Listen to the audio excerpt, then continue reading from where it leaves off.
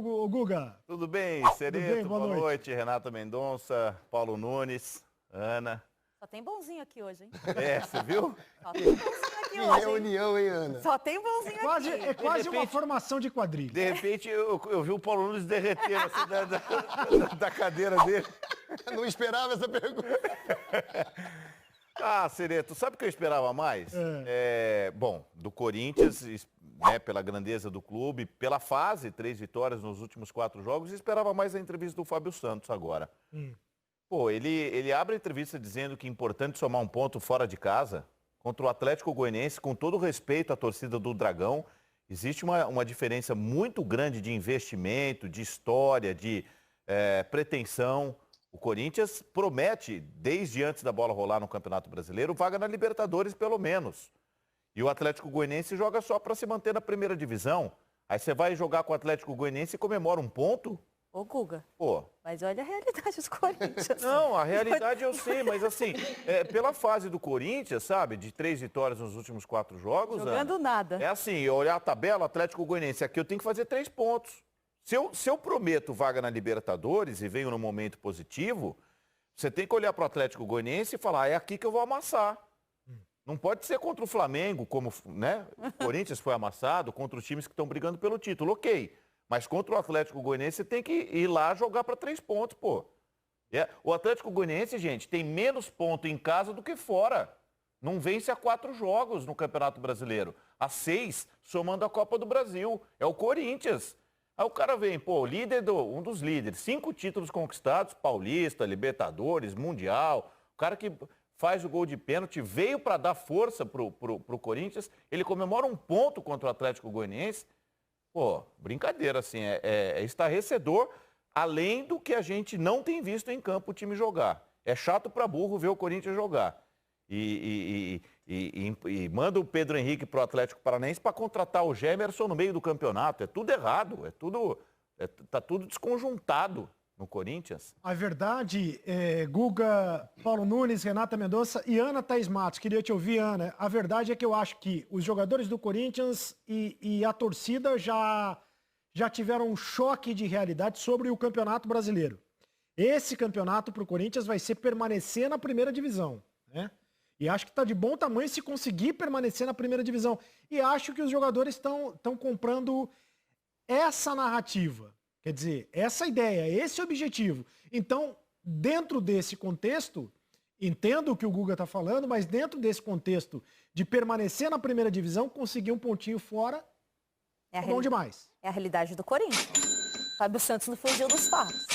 Eu acho que se você pegar, nós estamos no mês 11 já, né?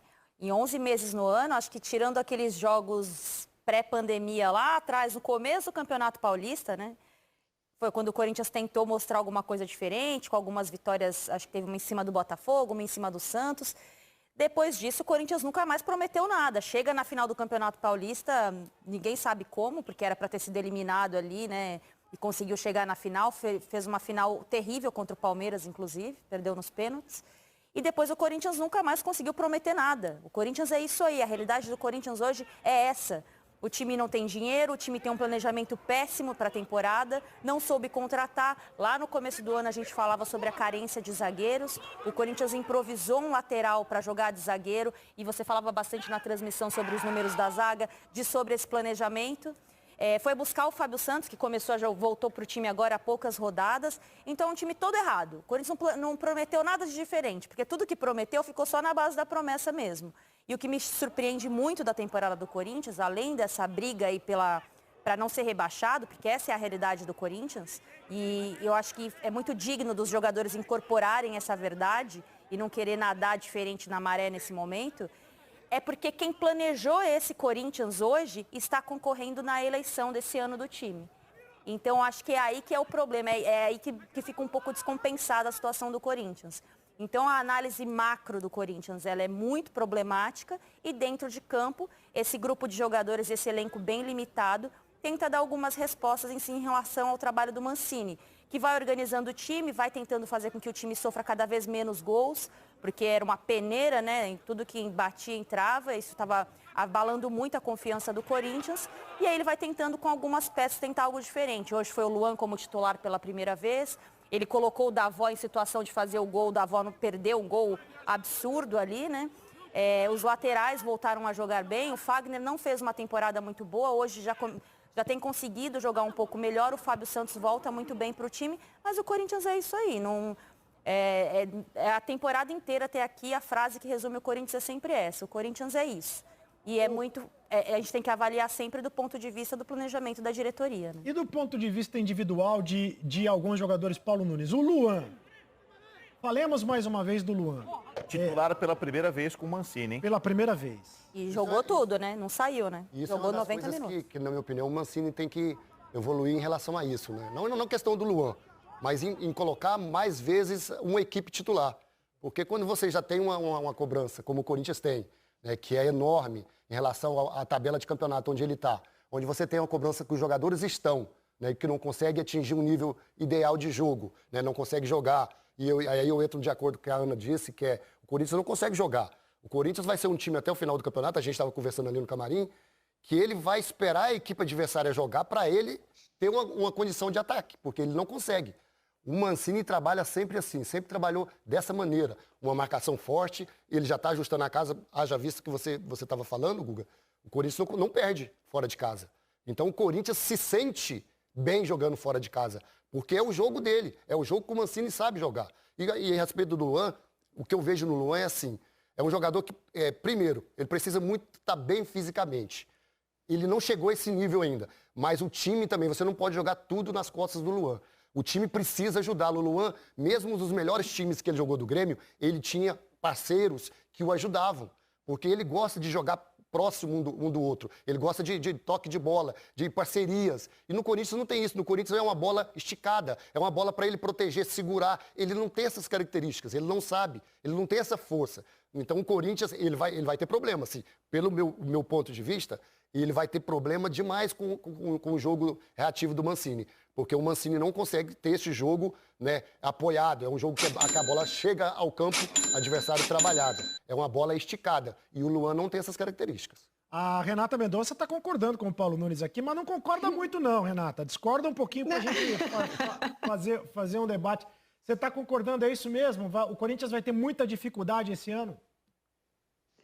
Já está tendo, né, Sereto? Já estão. E aí quem tem mais dificuldade ainda é o torcedor, que tem que assistir aos jogos do Corinthians, porque realmente esse aí está tendo muita dificuldade para conseguir acompanhar os jogos tão monótonos, né? E tem sido um problema recorrente, por isso que eu concordo com o Paulo Nunes quando ele fala sobre o peso, né, do Luan, porque o Luan foi a grande contratação simbólica do Corinthians esse ano, né?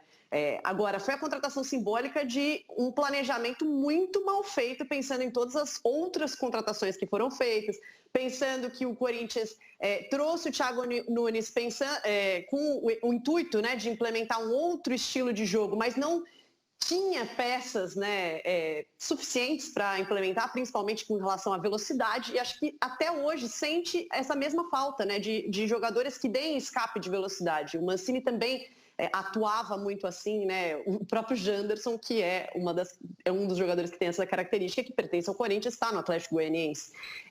Então eu acho que acaba que cai muito um peso sobre o Luan, só que nada do ataque do Corinthians está funcionando, né? Então, e já não é de hoje, já é um problema do ano todo, como a Ana falou, assim, o Corinthians chegou à final do Campeonato Paulista produzindo muito pouco, né, com jogos fracos. O próprio jogo contra o Palmeiras, aquela primeira vitória, né, que deu sobrevida ao Thiago Nunes, né, no retorno da parada, foi um gol ali que o Fagner achou, mas também o Corinthians produziu pouco, como tem sido. Então eu vejo que o problema que precisa ser analisado é muito assim, o planejamento que foi feito para a temporada. Muitos erros, né, de contratações, de que time seria o Corinthians em 2020, e o Corinthians acabou sendo nada, porque o planejamento foi tão mal feito que hoje o que se vê em campo é essa mistura de um nada, porque a própria defesa, né, que você tinha, que era sólida do Corinthians,